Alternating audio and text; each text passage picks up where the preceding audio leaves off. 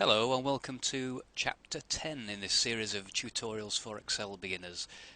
In the last tutorial we looked at creating this chart that you can see on the screen, this column chart. What I want to do is show you a couple of things just to give you a bit more information on creating your charts, and one of the things that's useful is how to update it. For example, if somebody adds a new row of data to your spreadsheet, how do you get your chart to actually see the new row of data? And to show you how to do that, I'm going to add a row onto the spreadsheet first of all. So if we just zoom back in, I'm going to use the zoom tool there to zoom back to 100% on the spreadsheet, and I'm going to add a row first of all. And to do that, all I need to do, I can do it quite quickly, is click where I want the new row to appear. So I can click anywhere on this row at all, it doesn't really matter, so I'm going to click in A9, go to the insert menu and simply click on rows, and it's put a new row in there. There is another way you can do it, which is simply to put your mouse pointer over the number 9 in this case, right click and then choose insert, and that would add a row in. That's added another row there, so I'm going to delete that one because I don't want two rows, so we'll get rid of that. And I'm going to add a new movie title and some rental information. So the title I'm going to put in here is Rear Window,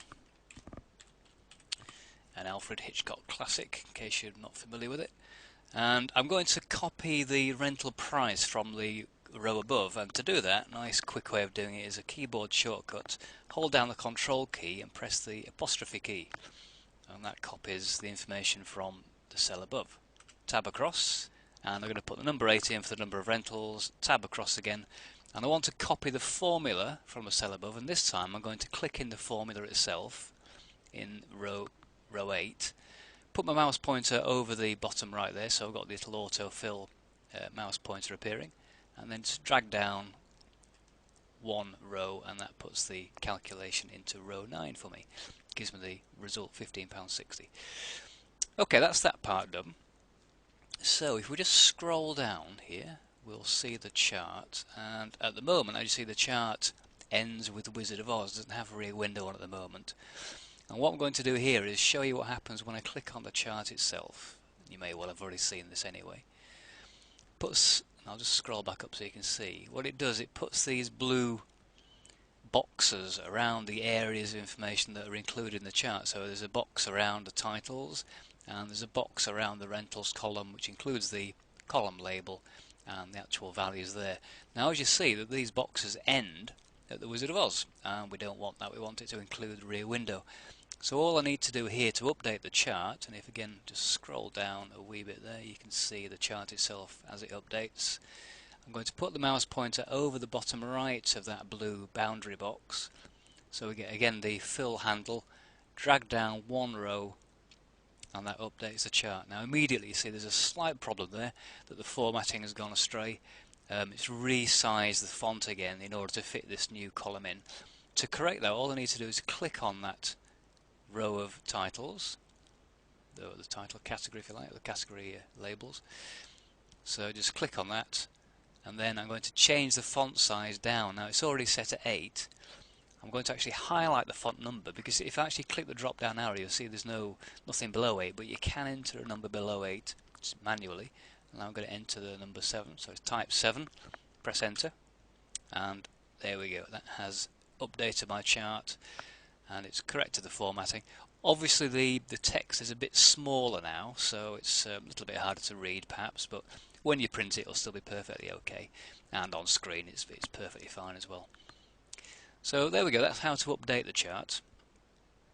The next thing I'm going to do is just show you how to move the chart. Now I'm going to later on this tutorial just create a simple pie chart, and before I do that I'm going to move this chart out of the way. And to do that, all I need to do is right click on the chart. On the little mini menu that pops up, the shortcut menu, go to location, and that gives me the option, as you can see, as object in sheet 1, which is where it already is, and the other option is as new sheet. So it's going to create a new spreadsheet within this workbook. It's going to call it chart 3 because I've done a few other ones as well. So I just click as new sheet. I can give it any label I want. I'm going to call it I'll call it rentals actually. Call it rentals column chart. There we go. So give it a sensible name. Click OK, And what's happened there is it's now moved the chart information onto its very own sheet, and it's called, as you can see on the sheet tab there, Rentals Column Chart. Sheet 1 is where our original data is, and if I click on Sheet 1, the Sheet 1 tab, there we go, we're back to the original spreadsheet. And so what we have now in this workbook, we have Sheet 1, which has got our main data, and we have another tab there, another worksheet, which has got the chart. Okay, I can always move that chart back to the main sheet later on, but just for now I want it out of the way on a sheet by itself, and that's all done. Okay, so we'll click back on Sheet 1. The next stage in this process is to create a pie chart.